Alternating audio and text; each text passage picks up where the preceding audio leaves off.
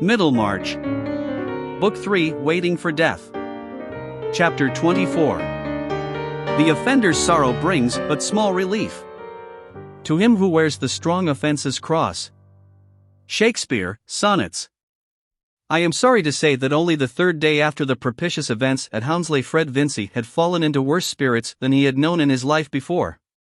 Not that he had been disappointed as to the possible market for his horse, but that before the bargain could be concluded with Lord Medlicote's man, this diamond, in which hope to the amount of £80 had been invested, had without the slightest warning exhibited in the stable a most vicious energy in kicking, had just missed killing the groom, and had ended in laming himself severely by catching his leg in a rope that overhung the stable board. There was no more redress for this than for the discovery of bad temper after marriage, which of course old companions were aware of before the ceremony. For some reason or other, Fred had none of his usual elasticity under this stroke of ill fortune. He was simply aware that he had only £50, that there was no chance of his getting any more at present, and that the bill for 160 would be presented in 5 days. Even if he had applied to his father on the plea that Mr. Garth should be saved from loss, Fred felt smartingly that his father would angrily refuse to rescue Mr. Garth from the consequence of what he would call encouraging extravagance and deceit. He was so utterly downcast that he could frame no other project than to go straight to Mr. Garth and tell him the sad truth, carrying with him the £50, and getting that sum at least safely out of his own hands. His father, being at the warehouse, did not yet know of the accident. When he did, he would storm about the vicious brute being brought into his stable, and before meeting that lesser annoyance Fred wanted to get away with all his courage to face the greater. He took his father's nag, for he had made up his mind that when he had told Mr. Garth, he would ride to Stone Court and confess all to Mary. In fact, it is probable that but for Mary's existence and Fred's love for her, his conscience would have been much less active both in previously urging the debt on his thought and impelling him not to spare himself after his usual fashion by deferring an unpleasant task, but to act as directly and simply as he could. Even much stronger mortals than Fred Vincy hold half their rectitude in the mind of the being they love best. "The theatre of all my actions is fallen," said an antique personage when his chief friend was dead, "and they are fortunate who get a theatre where the audience demands their best." Certainly it would have made a considerable difference to Fred at that time if Mary Garth had had no decided notions as to what was admirable in character. Mr. Garth was not at the office, and Fred rode on to his house, which was a little way outside the town, a homely place with an orchard in front of it, a rambling, old-fashioned, half-timbered building, which before the town had spread had been a farmhouse, but was now surrounded with the private gardens of the townsmen. We get the fonder of our houses if they have a physiognomy of their own, as our friends have. The Garth family, which was rather a large one, for Mary had 4 brothers and 1 sister, were very fond of their old house, from which all the best furniture had long been sold. Fred liked it too, knowing it by heart even to the attic, which smelt deliciously of apples and quinces, and until today he had never come to it without pleasant expectations. But his heart beat uneasily now with the sense that he should probably have to make his confession before Mrs. Garth, of whom he was rather more in awe than of her husband. Not that she was inclined to sarcasm and to impulsive sallies, as Mary was. In her present matronly age at least, Mrs. Garth never committed herself by over-hasty speech, having, as she said, borne the yoke in her youth, and learned self-control. She had that rare sense which discerns what is unalterable, and submits to it without murmuring. Adoring her husband's virtues, she had very early made up her mind to his incapacity of minding his own interests, and had met the consequences cheerfully. She had been magnanimous enough to renounce all pride in teapots or children's frilling, and had never poured any pathetic confidences into the ears of her feminine neighbors concerning Mr. Garth's want of prudence and the sums he might have had if he had been like other men. Hence these fair neighbors thought her either proud or eccentric, and sometimes spoke of her to their husbands as "your fine Mrs. Garth." She was not without her criticism of them in return, being more accurately instructed than most matrons in Middlemarch, and where is the blameless woman, apt to be a little severe towards her own sex, which in her opinion was framed to be entirely subordinate. On the other hand, she was disproportionately indulgent towards the failings of men, and was often heard to say that these were natural. Also, it must be admitted that Mrs. Garth was a trifle too emphatic in her resistance to what she held to be follies. The passage from governess into housewife had wrought itself a little too strongly into her consciousness, and she rarely forgot that while her grammar and accent were above the town standard, she wore a plain cap, cooked the family dinner, and darned all the stockings. She had sometimes taken pupils in a peripatetic fashion, making them follow her about in the kitchen with their book or slate. She thought it good for them to see that she could make an excellent lather while she corrected their blunders without looking, that a woman with her sleeves tucked up above her elbows might know all about the subjunctive mood or the torrid zone, that, in short, she might possess education and other good things ending in tie-in, and worthy to be pronounced emphatically, without being a useless doll. When she made remarks to this edifying effect, she had a firm little frown on her brow, which yet did not hinder her face from looking benevolent, and her words which came forth like a procession were uttered in a fervid agreeable contralto. Certainly, the exemplary Mrs. Garth had her droll aspects, but her character sustained her oddities, as a very fine wine sustains a flavor of skin. Towards Fred Vincy she had a motherly feeling, and had always been disposed to excuse his errors, though she would probably not have excused Mary for engaging herself to him, her daughter being included in that more rigorous judgment which she applied to her own sex. But this very fact of her exceptional indulgence towards him made it the harder to Fred that he must now inevitably sink in her opinion. And the circumstances of his visit turned out to be still more unpleasant than he had expected, for Caleb Garth had gone out early to look at some repairs not far off. Mrs. Garth at certain hours was always in the kitchen, and this morning she was carrying on several occupations at once there, making her pies at the well-scoured deal table on one side of that airy room, observing Sally's movements at the oven and dough tub through an open door, and giving lessons to her youngest boy and girl, who were standing opposite to her at the table with their books and slates before them. A tub and a clothes horse at the other end of the kitchen indicated an intermittent wash of small things also going on. Mrs. Garth, with her sleeves turned above her elbows, deftly handling her pastry, applying her rolling pin and giving ornamental pinches, while she expounded with grammatical fervor what were the right views about the concord of verbs and pronouns with nouns of multitude or signifying many, was a sight agreeably amusing. She was of the same curly-haired, square-faced type as Mary, but handsomer, with more delicacy of feature, a pale skin, a solid matronly figure, and a remarkable firmness of glance. In her snowy frilled cap she reminded one of that delightful Frenchwoman whom we have all seen marketing, basket on arm. Looking at the mother, you might hope that the daughter would become like her, which is a prospective advantage equal to a dowry, the mother too often standing behind the daughter like a malignant prophecy, such as I am, she will shortly be. Now let us go through that once more, said Mrs. Garth, pinching an apple puff which seemed to distract Ben, an energetic young male with a heavy brow, from due attention to the lesson. Not without regard to the import of the word as conveying unity or plurality of idea, tell me again what that means, Ben. Mrs. Garth, like more celebrated educators, had her favorite ancient paths, and in a general wreck of society would have tried to hold her Lindley Murray above the waves. Oh, it means, you must think what you mean, said Ben, rather peevishly. I hate grammar. What's the use of it? To teach you to speak and write correctly, so that you can be understood, said Mrs. Garth, with severe precision. Should you like to speak as old Job does? Yes, said Ben, stoutly, it's funnier. He says, yo goo, that's just as good as you go. But he says, a ship's in the garden, instead of a sheep, said Letty, with an air of superiority. You might think he meant a ship off the sea. No, you mightn't, if you weren't silly, said Ben. How could a ship off the sea come there? These things belong only to pronunciation, which is the least part of grammar, said Mrs. Garth. That apple peel is to be eaten by the pigs, Ben. If you eat it, I must give them your piece of pasty. Job has only to speak about very plain things. How do you think you would write or speak about anything more difficult, if you knew no more of grammar than he does? You would use wrong words, and put words in the wrong places, and instead of making people understand you, they would turn away from you as a tiresome person. What would you do then? I shouldn't care, I should leave off, said Ben, with a sense that this was an agreeable issue where grammar was concerned. I see you are getting tired and stupid, Ben, said Mrs. Garth, accustomed to these obstructive arguments from her male offspring. Having finished her pies, she moved towards the clothes horse, and said, Come here and tell me the story I told you on Wednesday, about Cincinnatus. I know. He was a farmer, said Ben. Now, Ben, he was a Roman, let me tell, said Letty, using her elbow contentiously. You silly thing, he was a Roman farmer, and he was plowing. Yes, but before that didn't come first, people wanted him, said Letty.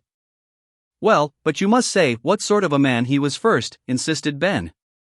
He was a wise man, like my father, and that made the people want his advice. And he was a brave man, and could fight. And so could my father, couldn't he, Mother? Now, Ben, let me tell the story straight on, as Mother told it us, said Letty, frowning. Please, Mother, tell Ben not to speak. Letty, I am ashamed of you, said her mother, wringing out the caps from the tub. When your brother began, you ought to have waited to see if he could not tell the story.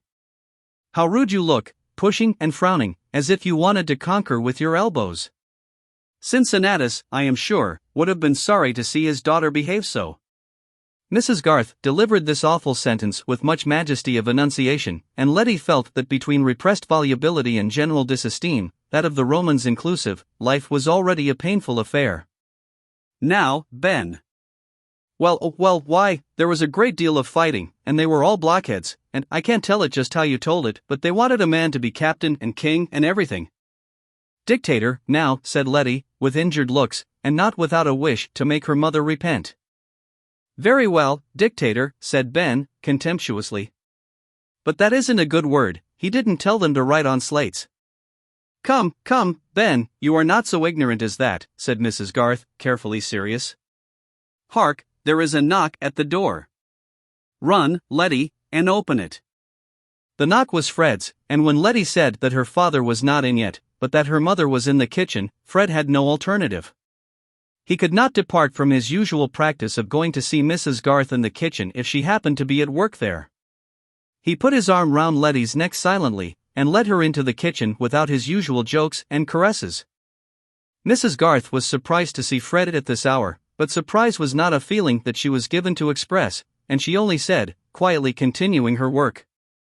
You, Fred, so early in the day? You look quite pale. Has anything happened? I want to speak to Mr. Garth, said Fred, not yet ready to say more, and to you also, he added, after a little pause, for he had no doubt that Mrs. Garth knew everything about the bill, and he must in the end speak of it before her, if not to her solely.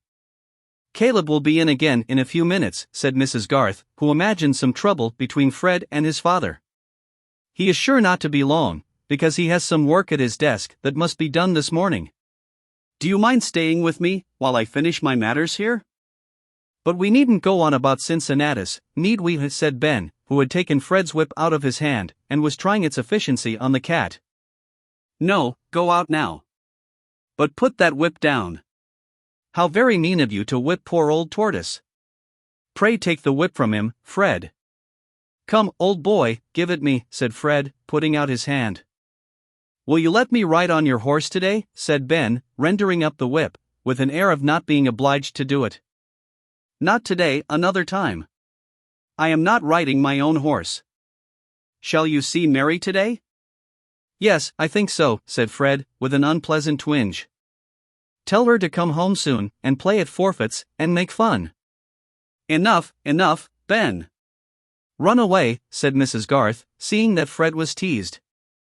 Are Letty and Ben your only pupils now, Mrs. Garth? Said Fred, when the children were gone and it was needful to say something that would pass the time. He was not yet sure whether he should wait for Mr. Garth, or use any good opportunity in conversation to confess to Mrs. Garth herself, give her the money and ride away. Only one. Fanny Hackbutt comes at 11:30. I am not getting a great income now, said Mrs. Garth, smiling. I am at a low ebb with pupils. But I have saved my little purse for Alfred's premium, I have £92. He can go to Mr. Hanmer's now, he is just at the right age. This did not lead well towards the news that Mr. Garth was on the brink of losing £92 and more. Fred was silent. Young gentlemen who go to college are rather more costly than that, Mrs. Garth innocently continued, pulling out the edging on a cap border.